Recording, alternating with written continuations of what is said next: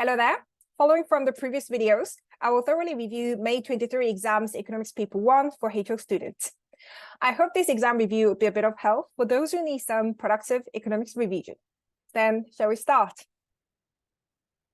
All right, we've got the exam paper, Economics High Level Paper 1. This one was for the Time Zone 1 exam. Check the fact that you're supposed to answer only one pair of questions, and the maximum mark for the exam is 25 marks. Let's have a look at the exam questions. There are three pairs, as I said. Question 1 is from Microeconomics, Unit 2. Question 2 is from Macroeconomics, Unit 3. Question 3 is from Global Economy, Unit 4.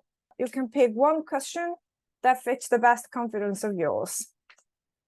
I'm going to review these questions via outlining some necessary details for each question. Let's get going. Question 1A. Explain why in monopolistic competition, abnormal profits can be made only in the short run. We start our introduction with defining key terms from this exam prompt, such as monopolistic competition, abnormal profits, and short run. The best way to compose this questions essay would be analyzing the short-run business environment of the monopolistic competition, and in body 2, long run, what's going to happen. So the topic sentence of body 1 would be identified as how monopolistically competitive firms make abnormal profit in the short run. What do I explain? I'm going to explain the features that allow abnormal profit for the monopolistically competitive firms, such as they sell relatively differentiated products, which can establish some loyal customer base. Also, they have market power with price making. Now, these kind of features can allow the MC firms acquire abnormal profit in the short run. What kind of diagram do I draw? I draw a diagram showing the abnormal profit earned for the MC firms.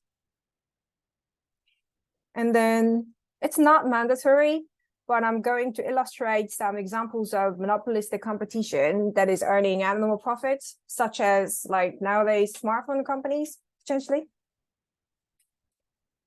In body 2, it's time to explain what happens to the MC firms in the long run, so that the firms are going to lose its abnormal profit in the long run.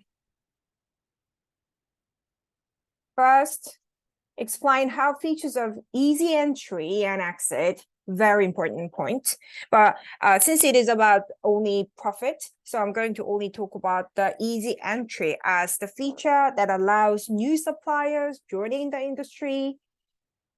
Therefore, more suppliers means more competition, lowering prices, leading to make the firms losing abnormal profit only end up earning normal profit, which is zero profit. Necessarily, I need to draw a side-by-side diagram showing in the industry diagram, supply curve shift to the right so that market quantity increases, market price decreases, so that the individual firm also experiencing price decreased, so that the abnormal profit gone up until the level of zero profit level. I believe these contents will be enough to compose an essay for this prompt. Question B from Micro, 15 marker. Using real-world examples, discuss the view that monopolistic competition is a more desirable market structure than oligopoly.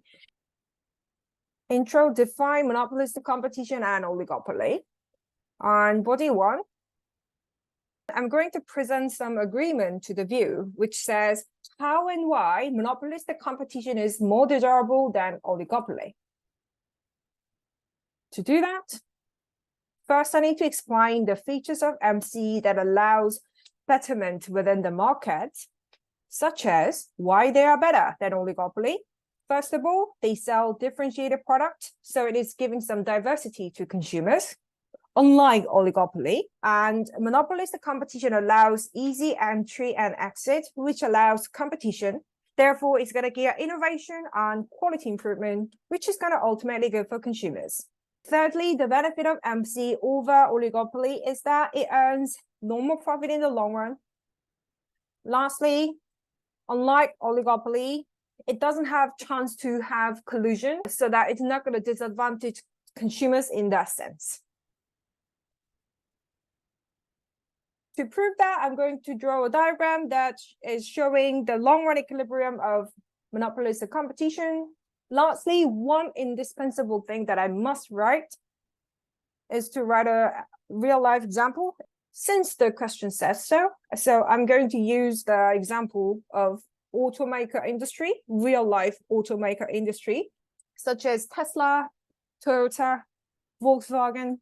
And I'm going to focus on electric car production initiated by Tesla, and more firms are joining nowadays, so that the electric car, which used to be much more expensive and much less accessible, now it is having more diversity and prices are going down, things like that. So I felt that it could be a great real life example for demonstrating monopolistic competition's benefits. Next discussion gets deeper. Therefore, this time I need to talk about some disagreement to the view. In other words, how and why monopolistic competition is not necessarily more desirable than oligopoly. In other words, I need to point out some limitations of monopolistic competitions, or I have to present some benefits of oligopoly. First, I would like to explain how oligopoly can be more beneficial than MC, as I said, such as considering the nature of oligopoly, cooperating and having a huge single firm nature, it can enjoy economies of scale and conduct large-scale capital investment that would not be necessarily possible to the competing monopolies. So when it comes to non-colluding oligopoly this time, it is likely to have price war amongst them. Therefore, it's going to make the price cheaper, which can be ultimately good for consumers. Lastly, I want to talk about the fact that non-colluding oligopoly can be more locatively efficient with more competition compared to the monopolistic competition in the end, if they are competing in the end by breaking the collusion. To demonstrate that, I'm going to draw an oligopoly diagram. Especially, I'm going to show the price war situation for the non-colluding oligopoly. Last but not least, I need to present real-life example, which is going to be this time big tech companies. A very tiny number of big tech companies are dominating the industry, such as Google, Meta, Amazon, things like that. So with their capital, or with their human resource, or in other words, simply saying with their money, they are able to conduct huge and innovative investment on R&D, such as AI or things like that. This can be the one that we can prove sometimes oligopoly can be better, can be more capable than monopolistic competition.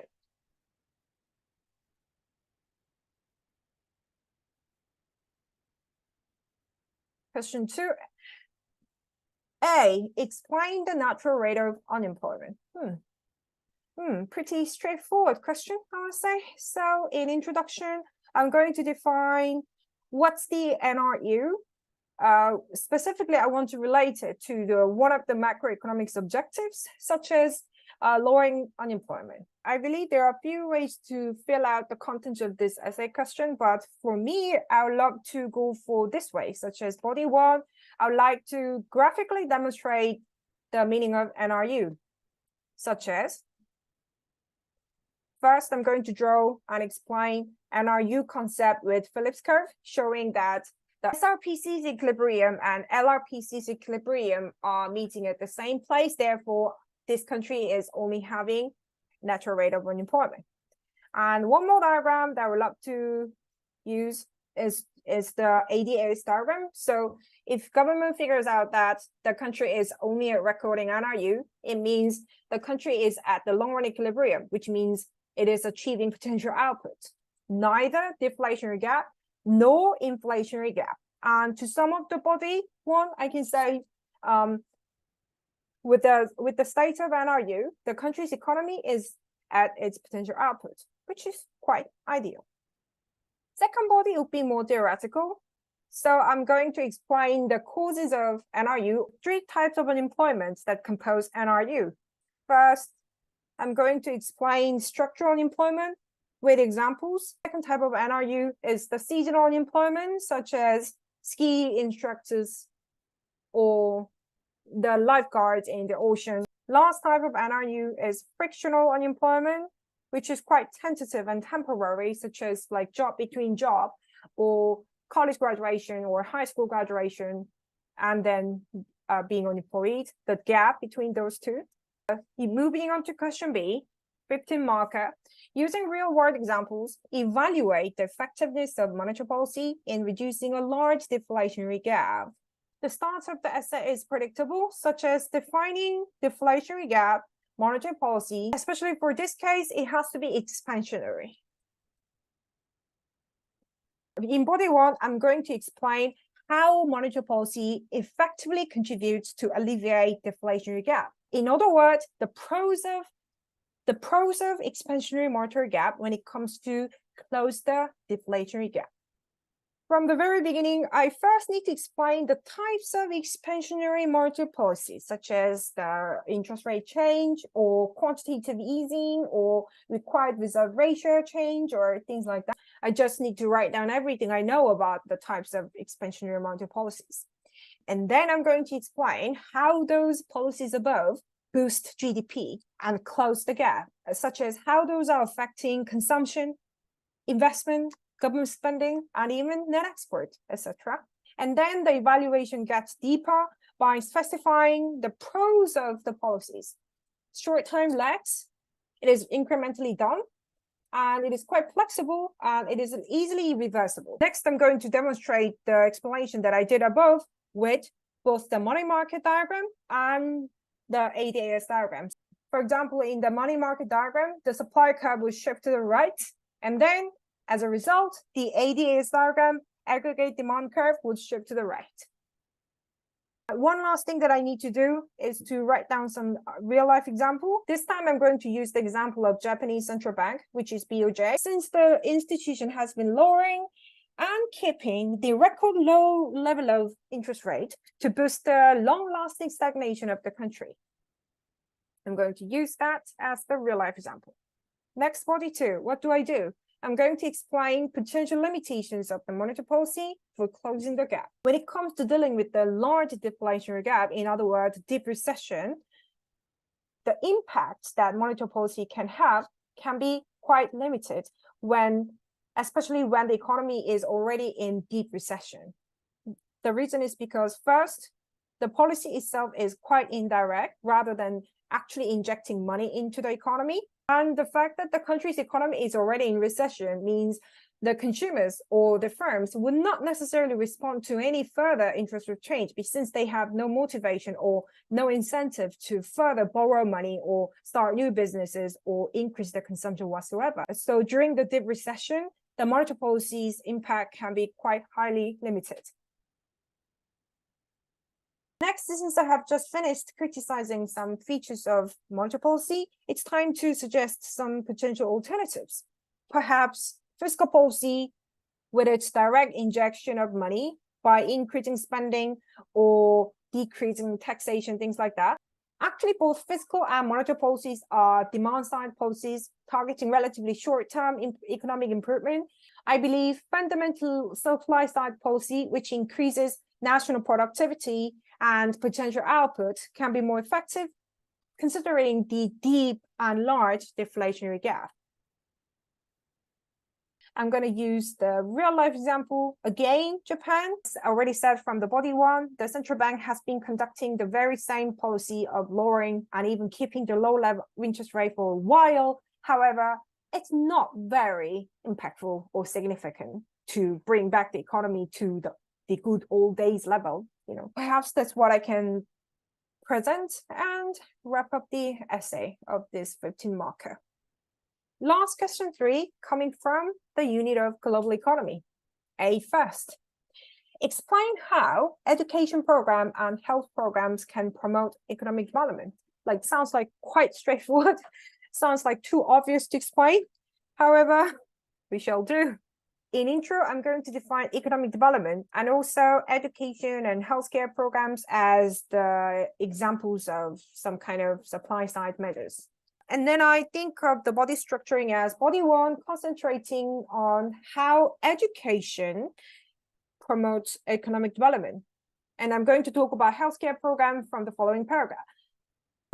Let's explain the ways in which education, which is a very good, with its huge positive externality, works to promote economic development. I want to divide the explanation in two ways. First, what's the individual level of benefit that contributes to economic development? First, it promotes greater labor productivity so that it guarantees better income level, higher income level. So it's going to connect to lowering poverty.